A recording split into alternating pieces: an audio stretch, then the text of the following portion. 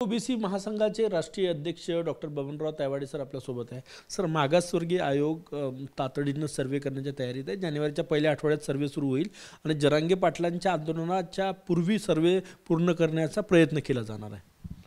नाही, हे बघा की सर्वे करत असताना एवढ्या मोठ्या लोकसंख्येचा असलेली ही मराठा जात आणि या मराठा जातीचा मागासलेपण तपासण्याकरता जो काही सर्वे राज्य मागासवर्गीय आयोग करणार आहे तो शास्त्रशुद्ध पद्धतीने व्हायला पाहिजे आणि त्यांचं मागासलेपण सिद्ध किंवा तपासण्याचं काम योग्य त्या पद्धतीने व्हायला पाहिजे.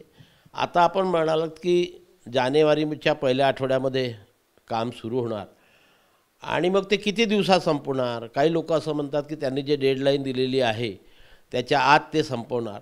तर 10 आणि 15-20 दिवस किंवा 1 महिन्यामध्ये हा सर्वे होऊ शकत नाही, कारण आम्ही रिसर्चचे लोक आहोत की एवढा मोठा सॅम्पल सर्वे करणं म्हणजे आणि तोही पूर्ण महाराष्ट्रातला करावा लागेल. कुठल्या एका जिल्ह्याचा करून होणार नाही.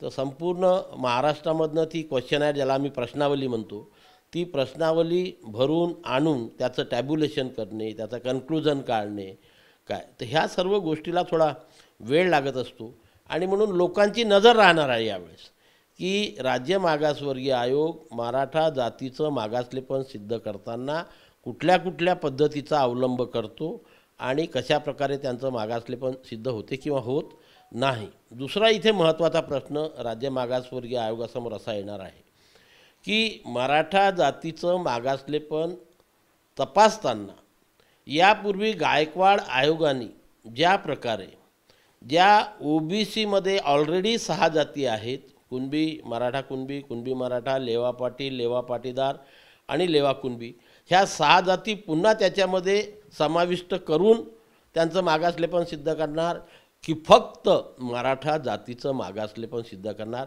याकडे ओबीसी समाजाचं आणि सर्व शास्त्रीय पद्धतीने अभ्यास करणाऱ्या लोकांचं लक्ष राहणार आहे. तुमची काय मागणी आहे?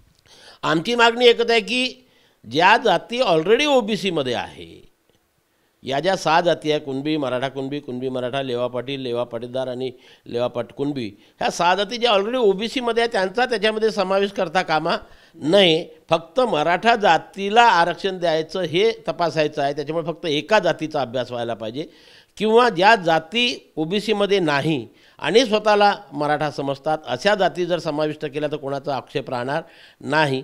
परंतु ज्या जाती ऑलरेडी ओबीसीमध्ये आहे त्यांना त्यांचा त्याच्यामध्ये समावेश करून जर अभ्यास केला तर नक्कीच पुढे राज्य मागासवर्गीय आयोगाला याचं उत्तर द्यावं लागणार आहे. तुम्ही त्या विरोधात कोर्टात जाणार? नक्कीच ना. म्हणजे आम्ही ऑलरेडी ओबीसीमध्ये असताना आमचा पुन्हा दुसऱ्या जातीमध्ये समावेश करून तुम्ही मागासलेपण कसं काय सिद्ध करू शकता. दुसरं महत्त्वाचं, जरांगे पाटील आंदोलनाची तयारी करतात. त्यांनी सांगितलं मुंबईत काय काय न्यायचं काय काय नाही, इतके कोटी लोक मुंबईत घेणार. कसं बघता तुम्ही याच्याकडे?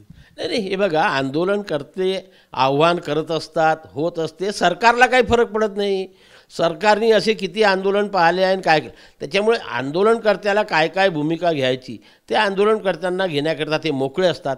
त्याच्यापेक्षा पुढचं पाऊल घेऊन ते आंदोलन करू शकतात. आंदोलनाचे टप्पे असतात ते एका एका टप्प्याने जाऊन राहिले. सरकार आता काय करते त्याच्याकडे सर्वांचं लक्ष लागलेलं आहे. हरिभाऊ राठोड काल जाऊन भेटले जरांगे पाटलांना. ते ओबीसी नेते आहे म्हणतात स्वतःला. त्यांनी समर्थन केलं सगळ्या गोष्टीचं. ओबीसी आणि मराठ्यांना सारखं सुविधा मिळाव्या असं ते म्हटलं. नाही बघा, हरिभाऊ राठोडजवळ कुठली अशी ठोस भूमिका नाही आहे. हरिभाऊ राठोड नेहमी सांगतात की बा तुम्ही याचं काय म्हणू त्याला आपण की ओबीसीचं कॅटेगरायझेशन करा. अरे बाबा, जोपर्यंत मराठा जात ही ओबीसीमध्ये येत नाही त्याचं कॅटेगरायझेशन कसं होणार.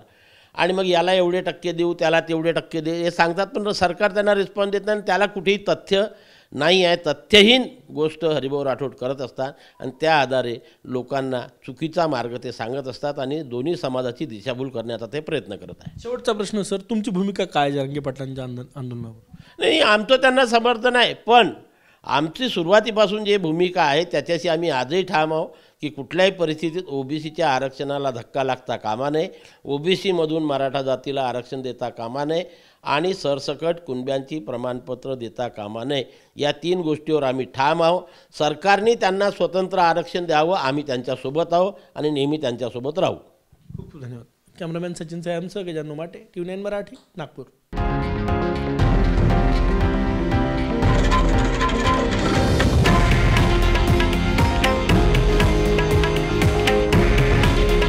हे आहे देशातील नंबर 1 न्यूज नेटवर्क आणि आपण पाहत आहात TV9 मराठी.